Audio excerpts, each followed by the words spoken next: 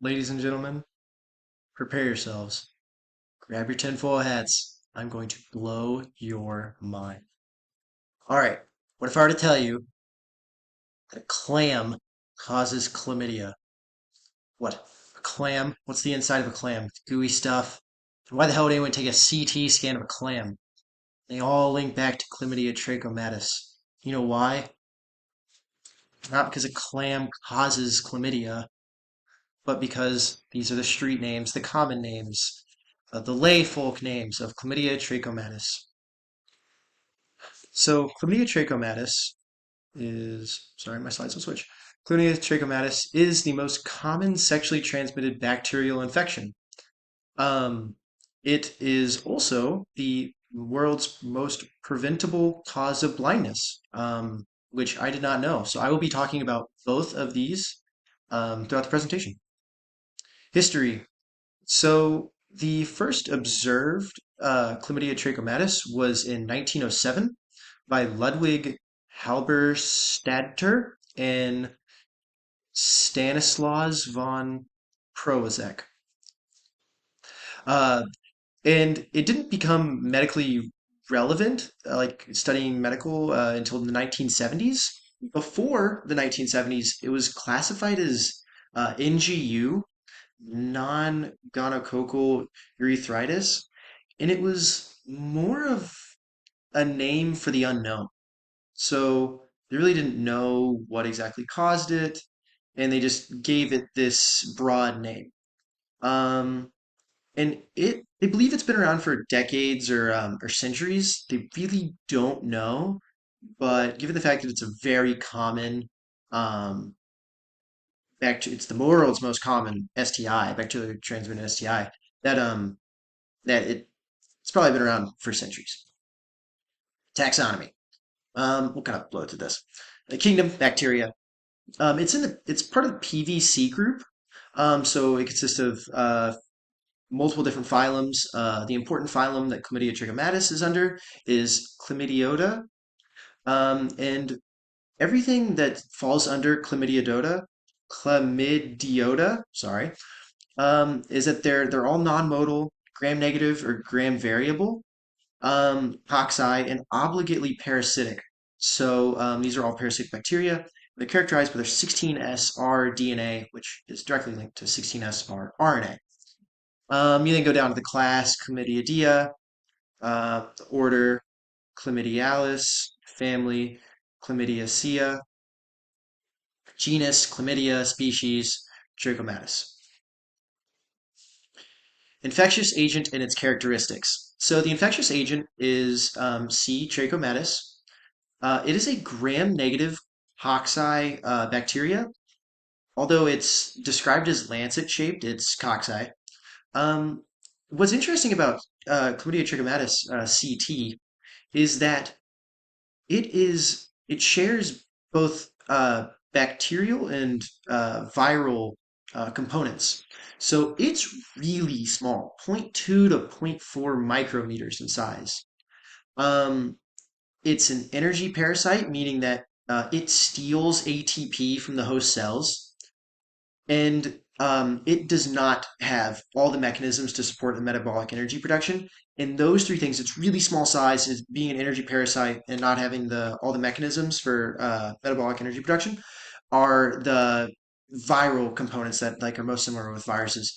And bacteria, I haven't finished that, but they're obligate intracellular, so they're only going to like develop in the intracellular, which actually makes it really hard to grow it on a plate because it has to be intracellular. You can't like just grow Chlamydia trachomatis. It's also obligate aerobe. So modes of transmission. Um, it is transmitted through contact. Um, and so the with it being an STI, most of the time it is during intercourse sexual actions. Um, maybe it's a slow day fishing and the only thing you catch is chlamydia. Like, yeah, that would suck. But the other way, the way that it gets in your eyes would have to be like you touching your eyes or somehow like I don't like it touches the eyes. So, like guys, like wash your hands, you know, um, and women too, like everyone should wash your hands, but guys, like don't be dirty. So yeah, those are the modes of transmission. Notable strains. So there's two biovars, and I'll be speaking on both of these. LGV less so. It's just there's less strains. Um, so biovar one is trachoma, and that focuses with urogenital and ocular strains. So the urogenital is going to infect the mucosal cells, aka epithelial cells, and of the genitalia, and the conjunctival cells of the eyes. And so the strains A through C are going to focus on the conjunctival cells of the eyes, and strains D through K, those are going to be epithelial cells. Biovar LGV, so this spreads through the lymphatic system, and what I was reading, it's a lot of times seen in uh, uh, men in homosexual relationships. I'm sorry, I'm trying to be like respectful why I say that. Yeah, it happens there, and it usually affects the rectum, anus. And you can see the diseases in the table. Yes, so the symptoms of that you would find at the genitalia. So all the top ones except the bottom one are trachoma, and the bottom one is LGV. So 80% of the time, I saw it was 4 in 5 women do not show symptoms. They're asymptomatic. They really don't talk about men and how they express it. So I'm gonna assume it's similar, but um, yeah. So the some of the symptoms: abnormal vaginal discharge or penile discharge. Um, from what I was reading, it is way easier to tell for a man besides a woman. Women uh, oftentimes it takes them longer to determine that they've or go in to get tested because it's harder to determine what's abnormal. Um, so there's a urinary tract infection, a similar symptoms are there, pain or stinging while you're peeing, burning. If you are pregnant and you have chlamydia, it can cause spontaneous abortion, stillbirth, preterm delivery.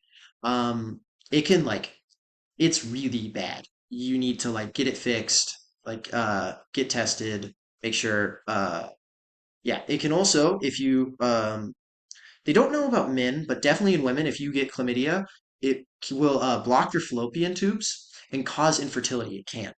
Um, there's chronic pelvic pain, inflammation in the rectal mucosa, urogenital ulceration, so ulcers, that would suck. And so the LGV, I'm just going to kind of gloss over it a little. There's anal rectal pain, discharge, tenesmus, rectal bleeding, constipation, and maybe a fever. Yeah, it affects the lymphatic system. So you know your lymph nodes, stuff like that. Now, the next two images are graphic. The first one is of a dissected the uterine system. Um, and the next photo is like the actual. It's like it is a penis and I like a vaginal cavity. So if you do not want to see that, I completely understand. I almost threw up.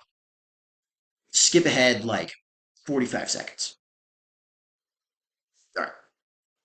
So this is a dissected um, uh, uterus that has been infected with chlamydia. You can see the bottom photos, the black is the clogged fallopian tubes, and you can see all throughout the infection, inflammation, the damage that's been caused. All right, warning, very graphic. On the left, that is the abnormal discharge, penile discharge. Yeah, and on the right, I believe that's a abnormal discharge from a vaginal cavity, but I did not want to look at it more, so yeah, I'm gonna skip over. Yep. All right. Symptom of the eyes. So this is redness, mucosal discharge, crusting lashes, and so the crusting lashes actually they will like stick the eyelids, they stick together, and your crusting lashes will actually point inward. And when you close your eyes, they poke your eyes. Ooh. Swollen eyelids, tearing, and tearing is going to be the lysosomes trying to kill um, the chlamydia, and it's not going to work, but they're going to try their best, and decreased vision. So pathogenesis. So there's type 3 secretion, T3SS, and these secrete effector proteins that use injector apparatus, and they can help from chlamydial chaperone 4. Their function is to prevent host cell apparatus, disrupt structure of the host cell cytoskeleton, and evade defensive cell. So there's three parts to that. There's TACP, which um, invade host cell by interfering with different signaling molecules. There's sorry, that was TARP. My bad. There's TEP-P, which is which lowers immune response by stopping IFN associated gene transcription. And then there's ink proteins, which is inclusion membrane proteins, which enhance CT infectivity, my bad, and dampen immune activation. Adhesion, so it uses CTAD1, which is Chlamydia trachomatis adhesion 1. And what that uses is beta 1 subunits to adhere to the cell. And PMPs, those are polymorphic membrane proteins. Not much is known about them, but they know that when they remove them, adhesion decreases. So they play a role, but they aren't sure where. There's also cytotoxins, is another thing, but they really don't know what it does much, so I didn't want to include it. Then there's the virulence plasmid. There's 8 glycoproteins, which increase inflammatory response and promote extrusion and infection ascension in vivo. Um, yeah, and it might increase TS3 production during stressful conditions. Now, incidence and prevalence. There's 131 million cases worldwide annually, with about 1 in 20 women from the ages of 14 to 24 being in having chlamydia or have had it at least. And when you increase from 15 to 49, it's about 4.92. And since most people are asymptomatic, if you are sexually active, um, you should get tested every once in a while if you think something's abnormal. Um, yeah. It's mostly seen in the Americas and West Pacific, which would be like Asia, some Australia. It also occurs in Africa, sub-Saharan Africa. There's about 10 million, but mostly it's Americas in the West Pacific. And you can see in the map there. Finally, treatment and future outlook. So there's two antibiotics you could take. Um, azithromycin, which is just it's one dose, or there's doxycycline, where it's like you take it for a week, and it'll get rid of it in about 2 weeks total. Um, Preventative, use protection, especially if you're gonna have especially if you are sexually active. Um, Protection is one of the best things to prevent transmission. So future outlook, a vaccine is being created, but it's very early stages. They want to hopefully limit transmission and treat upper tract disease. The other future outlook is to lessen the stigma behind having an STI. When people are worried that they are going to be looked at shamefully or shunned by family, friends, other people, society, work, they will try to hide it and not tell people or like their partner, and they won't get tested, and it can hurt them in the long run. So I think really like saying like, hey, it's okay, like there are easy treatments and you can get like you will get healed is great. So I think those are the future outlooks. Here are my references. Thank you all. Have a great day.